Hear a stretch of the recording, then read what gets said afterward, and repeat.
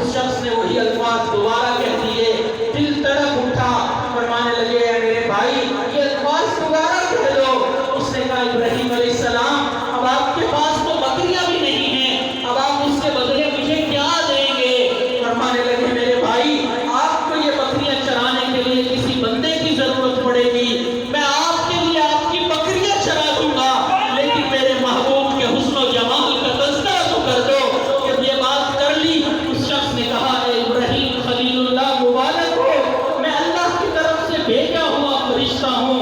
अल्लाह ने मुझे फरमाया था कि मेरे फरिश्तों जाओ मेरे इब्राहीम और खलील के सामने मेरा नाम तो लो, फिर देखो वो मेरे नाम के क्या दाम लगाता है। तो अल्लाह ताला से मोहब्बत करने